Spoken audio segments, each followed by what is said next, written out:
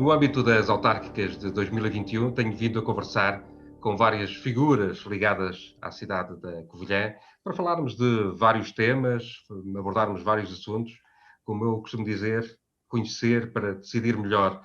E, portanto, falamos com várias pessoas e desta vez fui convidar uma filha da nossa terra, mas que está fora já há algum tempo. Olá, Maria de Fátima, foi um prazer. É um prazer tê-la connosco nesta conversa. Maria de Fátima Mateus Ramos, muita gente conhecerá certamente a família. Está licenciada em Direito em Coimbra em 1992. Teve depois várias pós-graduações em Direito da Comunicação, Direito Penal Económico Europeu, Direito de Medicina, Direito da Família e dos Menores.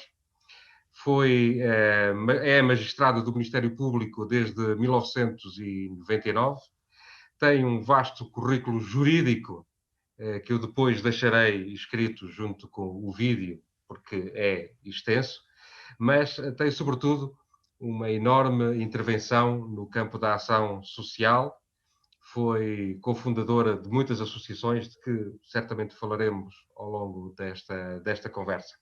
E agora é Procuradora da República no Juízo de Vila Franca do Campo, nos Açores, num sítio fantástico, e está no Departamento de Investigação e Ação Penal. Responsável pelos processos de violência doméstica, violência sobre os menores. Bom, mas disso falaremos mais à frente. Maria de Fátima, com todos estes estudos e com toda esta vivência, já não está a viver na Covilhã desde os 18 anos, penso eu. Já passou por várias cidades, estudou em Coimbra, mas depois esteve também em Águeda, nos Açores e mais algumas cidades. O que eu lhe pergunto é como é que uma filha da Covilhã que vive longe, mas que certamente acompanha a cidade, como é que a Covilhã se vê de fora? Como é que alguém de fora olha para a Covilhã e o que é que vê?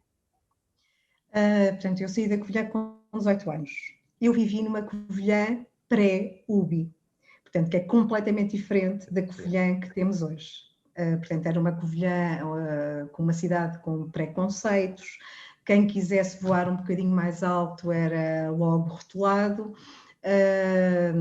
Eu sempre tive uma apetência muito grande pelas artes, portanto, tive a sorte de ter uns pais que me deram as asas para poder voar, de ter encontrado os professores certos que me permitiram ir além da Covilhã, que para mim era um espaço, portanto a cidade onde cresci, um espaço rodeado de montanhas por todos os lados, onde eu não via o pôr do sol. E para quem... Bom, a Fátima agora vive numa ilha. Aqui era uma ilha ao contrário, não é? Em vez de ser rodeada de mar, era rodeada de montanha. Mas aqui tem pôr do sol por todo o lado e aqui nas ilhas há sempre uma ilha de fronte. A Covilhã era muito isolada na altura. Eu lembro-me, portanto, quando eu saí para ir estudar para Coimbra, eu, no fundo, só o simples facto de eu ter que fazer 4 horas de viagem para poder ir a casa implicou que eu estivesse no meu lar de Freiras, onde os meus pais me colocaram. Pronto, era habitual na Covilhã, as meninas tinham que ir para os lares de Freiras quando iam estar para fora. Portanto, eu quero dizer que cimentei mais a ideia de que realmente a Covilhã estava isolada do mundo e quer dizer, dou graças a Deus por ter tido a oportunidade de ter ajudado a criar a Rádio Clube da Covilhã com 14, 15 anos, o que me permitiu abrir os horizontes. Tive a oportunidade de estar no conservatório, mas foi o próprio Conservatório da Covilhã que esteve prestes a afastar-me da música, que é ainda hoje um dos... Um trauma. Pronto, eu sou... não é um trauma, porque eu consegui dar-lhe a volta. No momento em que eu disse eu quero desistir do conservatório porque eu não me revejo neste método de ensino, tive a sorte de ter apanhado um senhor que se chamava Professor Assis, não sei, portanto era o mestre da Aldeia de Carvalho, se não estou em erro, sim. E ele conseguiu resgatar-me. E, quer dizer, isso fez com que, anos mais tarde, eu tenha o curso profissional de jazz e canto jazz e toco piano jazz, devo-lhe a ele o não ter desistido da música. E fora da Covilhã encontrei maneiras diversas e diferentes de ensinar a música. Curiosamente, hoje, quando olho para a Covilhã, percebo que, para além de ser a minha cidade de berço, tenho um imenso orgulho na maneira como vi crescer a Covilhã. E vi crescer, portanto, a minha irmã, que é apenas 3 anos mais nova do que eu, já teve uma vivência completamente diferente da Covilhã. Qual foi a diferença? Foi a Universidade da Beira Interior. A Covilhã tornou-se mais aberta, menos preconceituosa, e eu fui verificando isso cada vez que regressava a casa. E vejo e sinto com muito orgulho que parte de colegas meus que optaram por depois ficar a estudar na UBI resolveram não sair da Covilhã e fizeram da Covilhã, portanto, o local que escolheram para viver.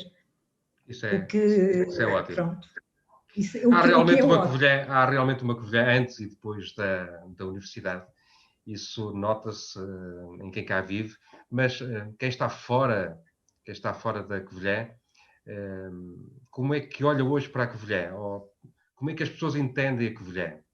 Nós temos uma ideia do que é Coimbra, do que é Braga, do que é Lisboa, mas quando lhe falam da Covilhã, o que é que lhe dizem? É a terra da neve. Logo, onde já não neva quase, mas pronto. Onde já não neva quase. É perto da Serra da Estrela. Sim, senhora, pronto. Mas a maior parte das pessoas que me fala da Covilhã já me fala da UBI, já me fala das novas infraestruturas que, entretanto, foram criadas, de terem visto crescer a Covilhã. Houve ali um período em que eu própria, quando chegava à casa, eu percebia a Covilhã a crescer e era com muito orgulho que via isso tudo. Hoje em dia, quando atravesso as serras, e nomeadamente eu vou sempre pelas serras de Coimbra à Covilhã, eu paro em Viseu e sinto uma pena imensa porque eu vejo Viseu crescer. Viseu soube manter a sua estrutura histórica, o seu centro histórico. E vejo 2 cidades que amo profundamente. Eu vivi 30 anos em Coimbra, até ter vindo para os Açores, e a cidade da Covilhã a estagnarem. É mais grave o que vejo acontecer em Coimbra, porque em Coimbra eu vejo um decrescer e vejo um abandono completo da cidade. E vejo uma cidade de costas voltadas para o rio, que é a sua maior valia, e mais grave, voltada para a universidade. Claro que Coimbra vive dos estudantes, e os estudantes animam a cidade, mas não há entre a cidade e as entidades oficiais da cidade e as entidades universitárias qualquer ligação que leve a que culturalmente e a nível mesmo do desenvolvimento da cidade haja uma conexão entre ambos. Estão ambas de costas viradas. Não sei se percebe o que eu quero dizer. O problema é que quando nós vivemos numa determinada cidade, habituamos-nos a ela, às suas dinâmicas, e nem percebemos quando ela não está a evoluir, porque muitas vezes não a comparamos com outras cidades, não é? Aí está a grande vantagem. Eu, por exemplo, em relação à Covilhã, tenho reparado que não tem havido investimento no centro histórico. O centro histórico podia ter sido reaproveitado de outra forma. Há questão de 3 anos atrás, portanto, os meus avós deixaram-nos uma casa no centro histórico da cidade, junto às Portas do Sol, e a dada altura, quando se foi perguntar se havia alguma hipótese de reestruturar a casa, a única hipótese que nos foi dada pela Câmara foi demolir a casa. A casa foi demolida em pleno centro histórico da cidade, junto às Portas do Sol. Foi um choque para mim, porque sempre pensei, quer dizer, vão ajudar na reabilitação, a casa vai poder reerguer-se, não teremos que deitar abaixo aquilo que é o património da família do meu pai. E, no entanto, não vi essa resposta. Acho que há muito para fazer a esse nível de religar a Covilhã, não só ao centro histórico, mas particularmente também a todo o património cultural e que nos vem da rica indústria, do facto de sermos uma cidade industrial. Chocou-me uma notícia que saiu há poucos dias portanto, de um edifício ligado à indústria que irá ou foi demolido. Acho que há que recuperar, porque há que manter a história da cidade viva. Foi demolido porque, entretanto, não foi classificado como de interesse patrimonial e pronto. Este desleixo que às vezes temos com o património depois paga-se mais tarde, não é? Paga-se mais tarde. Acho que a Covilhã tem uma mais-valia e acho que, por aquilo que já vi, portanto, das conversas que o João tem tido, que é realmente o não voltar as costas à universidade. E de tentar que a cidade, portanto, dê a mão à universidade, e isso creio que poderá potenciar uma Covilhã que continue a manter residentes na Covilhã quem vai estudar para a UBI e opta por não regressar sequer às terras de origem. Acho que aí é uma mais-valia. Agora, a Covilhã tem vindo a perder população nos últimos anos e isso é realmente algo que temos que estancar e inverter a tendência. É uma das coisas que tem que ser mudada na política local. Exatamente, e acho que a sua ideia de fazer exatamente essa ligação entre a UBI e a autarquia portanto, e a cidade será de uma grande mais-valia. Eu espero que sim. Depois há outras cidades que marcaram e eu não posso deixar de salientar, por exemplo, que Angra do Heroísmo e que Águeda, para mim, são duas cidades absolutamente exemplares. Angra do Heroísmo parece que não cresce. Pronto, é cidade de património mundial, tem que crescer com regras, naturalmente, mas consegue fixar quem para lá vai viver. Dificilmente conseguimos deixar-nos apaixonar por Angra do Heroísmo e o simples facto de ter criado o festival Angra Jazz, que já vai há cerca de 20 anos que foi criado, faz com que se tenha criado um turismo e no mês de outubro, no mês de setembro, a vida daquela cidade é fabulosa, porque vão neste momento, geralmente em Angra do Heroísmo, temos sempre os primeiros grandes nomes do jazz, antes de serem conhecidos e serem muito divulgados, passar por ali. Exatamente. Portanto, a importância dos grandes eventos como para fazer atração, para atração pessoas, mas também para alimentar a própria indústria cultural local. Porque a indústria do turismo não deve servir só para atrair pessoas, mas também para fixá-las, não é? Portanto, Angra é uma cidade em que se vê que o comércio tem crescido e se tem mantido, ao contrário do que está acontecendo em Ponta Delgada. Não sei se está a perceber. Sim. Outra cidade que para mim é absolutamente exemplar é a cidade de Águeda. Eu cheguei à cidade de Águeda, eu estive há 12 anos. Eu lembro-me que fiquei esmorcida quando lá fui colocada, porque a cidade era uma cidade feia. Era uma cidade feia, pronto, ali na beira litoral, com uma zona industrial que estava a entrar e a sair da crise dos mercados russos, de empresas a falir. No entanto, de repente, em Águeda deu-se uma inversão completa. Uma aposta em embelezar a cidade com a arte urbana, que é renovada todos os anos. Portanto, as escadas, as paredes são pintadas todos os anos, dando novas oportunidades a que a cidade se embeleze. E as pessoas podem achar que é ridículo o festejar-se o Pai Natal do Guinness, o maior Pai Natal do mundo, ou ter uma cidade durante o mês de julho toda cheia de guarda-chuvas que servem não só para dar um bocadinho de sombra, mas iluminam a cidade. Aquilo faz efeitos fabulosos. E um festival totalmente gratuito, também de parte do comércio, mas... Ou seja, o que me diz foi que a entrada do novo executivo conseguiu mudar toda a face da cidade? Mudou completamente. Não faz ideia. Uma baixa que tinha, portanto, lojas mortas, ressuscitou completamente. Porque, de repente, o Pai Natal Gigante e o Agitagda, que dura durante todo o mês, leva pessoas de Aveiro, de Coimbra, de Oliveira do Bairro, vêm pessoas do Porto, japoneses vêm de propósito para ver, chegam ao Porto e perguntam como é que vamos ter a Águeda, porque queríamos ir ver os guarda-sóis. E quando falamos em Águeda, falamos de uma cidade com a dimensão da Covilhã. Sim, exatamente. Ou E seja, mesmo culturalmente houve ali, culturalmente, e não só, também a nível social, houve um grande investimento que permitiu grandes mudanças em problemas que provavelmente creio que me irá colocar de violência doméstica e sim. problemas. Porque quando falamos das cidades, falamos da sua dimensão, da sua construção, mas o que realmente constrói uma cidade são as pessoas que lá vivem, é a sua sociedade.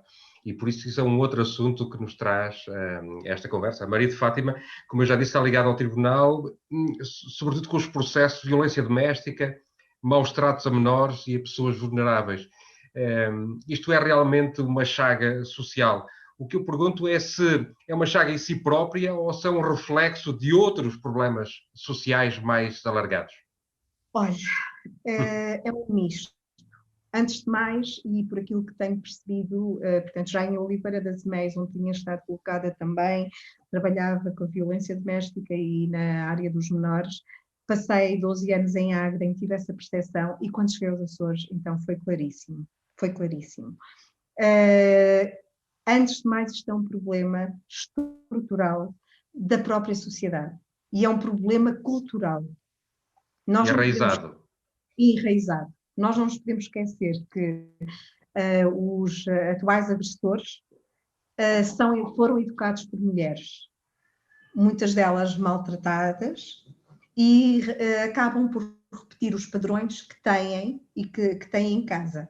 Há uma frase que eu ouvi aqui ouvia nos Açores, e chocou-me tanto a primeira vez que eu ouvi, e falando com outros profissionais já percebi que é uma frase recorrente nos Açores, em que vítimas de violência doméstica se voltam e dizem: mas para que é que vocês estão a querer que o processo vá para a frente? Eu não vou falar, ele só bateu naquilo que é dele. Quer dizer, quando temos esta mentalidade, é terrível. Acima de tudo, a nível Mas as novas gerações não têm já uma mentalidade diferente?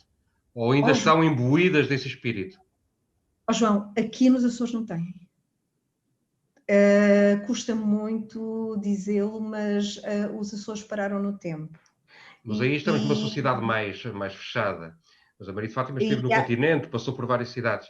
As novas gerações não têm já um olhar diferente sobre essa situação? Têm quando há atuação das entidades que devem atuar.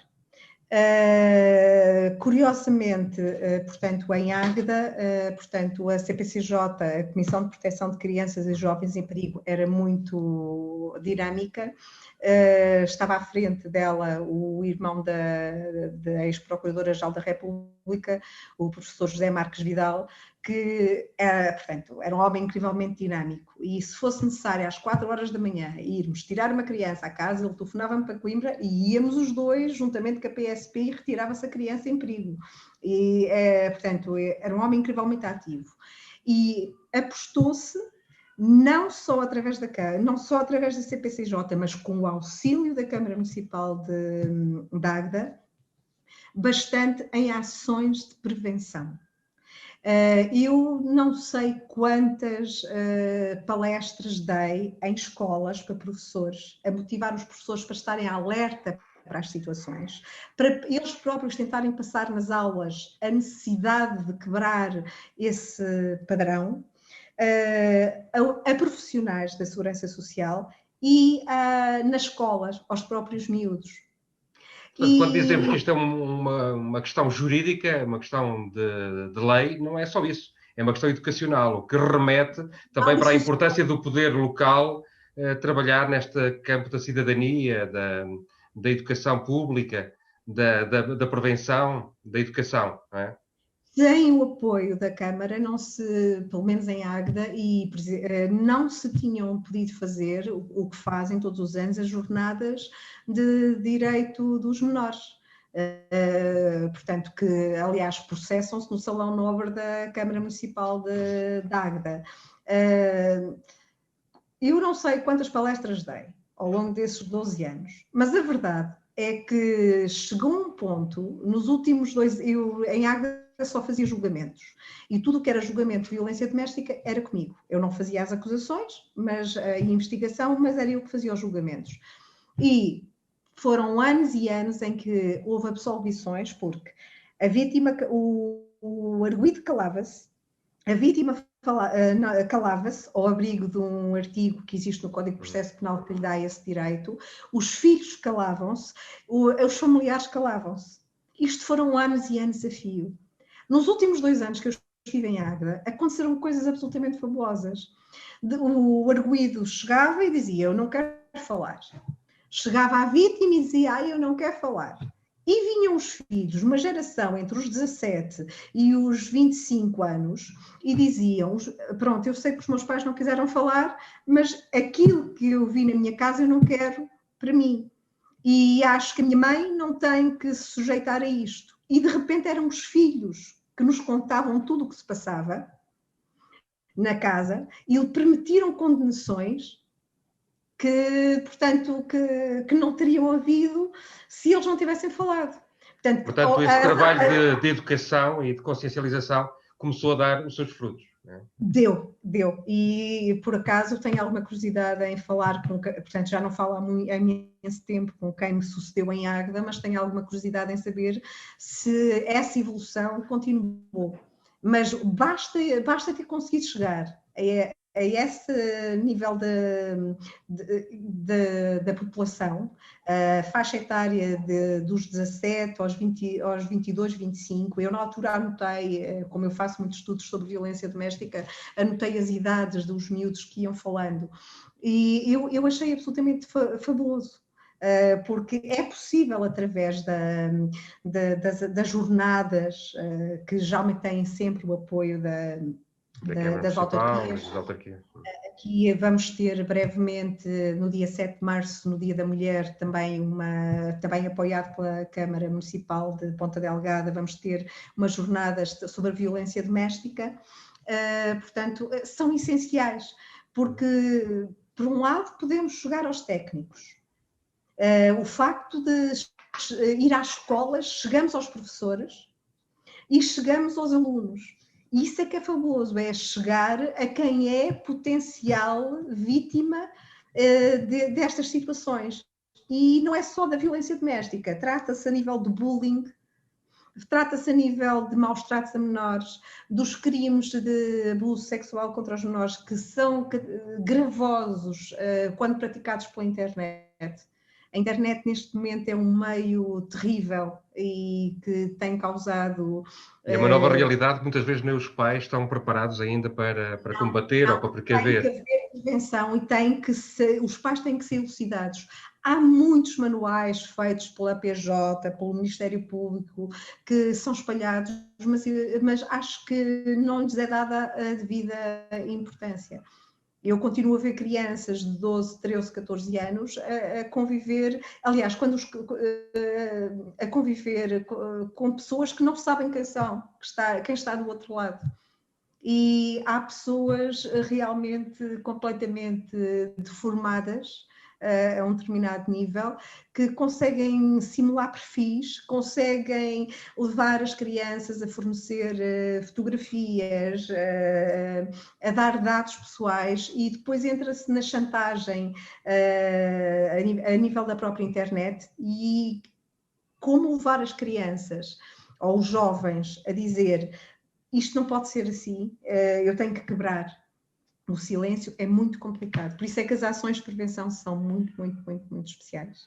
Qual era a recomendação, o conselho que daria a um presidente de Câmara para tratar estes temas que são tão minuciosos e exigem tanto cuidado, mas tanto conhecimento?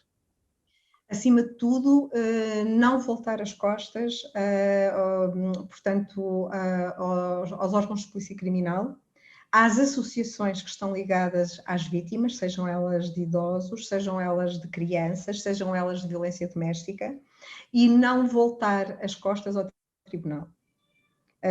Portanto, ser Portanto, tem que se muito funcionar numa rede, porque de cada colaboração. entidade tem a sua valência e pode dar o seu contributo, não é? Portanto, antecipando um pouco, eu acho que hoje em dia, portanto, as crianças e as vítimas de violência doméstica continuam a ser, portanto, continuam num elevado grau de risco. Mas em relação às crianças e às vítimas de violência doméstica, nós já temos todo um sistema motivado e estruturado para os apoiar. Portanto, existem as Comissões de Proteção de Crianças e Jovens em Perigo, existe a APAV e o sistema vai funcionando. Portanto, uma situação é canalizada com muita facilidade para... Vai funcionando, mas mesmo assim com muitas críticas. Nós vemos, por exemplo, sobretudo na questão das crianças, que às vezes estão em situações de perigo, as pessoas perguntam-se porquê que as autoridades não intervieram antes, porquê que aquelas crianças não foram retiradas antes desta ou daquela família. Como é que vê estas críticas que também são ao sistema judicial? Olha, eu portanto, era conhecida em Águeda por defender que se uma família em um ano não faz qualquer alteração na sua dinâmica, deve ser dada à criança uma nova família. Eu sou pró-adoção, pró-famílias de acolhimento e, acima de tudo, uma nova figura que existe, que é o apadrinhamento civil, que não implica que haja uma quebra da criança com a família. Sei que há quem não partilhe ainda dessas ideias. Neste momento, nós estamos numa fase em que há gerações de magistrados que ainda se regeram pela antiga organização tutelar de menores, há uma nova geração de magistrados e, portanto, eu sei que é complicado, depende da pessoa que está no lugar. Cada caso é um caso. Bom, Maria de Fátima, eu agradeço-lhe imenso esta conversa. Falámos aqui de temas muito interessantes que mereceriam outras conversas e outros debates. Mas ficou já aqui o seu alerta para a importância do poder político na resolução destes assuntos, na resolução, na parte da prevenção, na educação das pessoas para estes problemas, porque só assim é que se resolvem a seu tempo. Por isso quero-lhe agradecer Exatamente. esta sua disponibilidade para esta conversa, na certeza, porém, de que voltaremos a conversar sobre outros temas e a esmiuçar outros assuntos. Pode ser? Pode ser. Maria de Fátima, obrigado pela sua atenção. Foi um prazer. Obrigada, Emílio. Ok.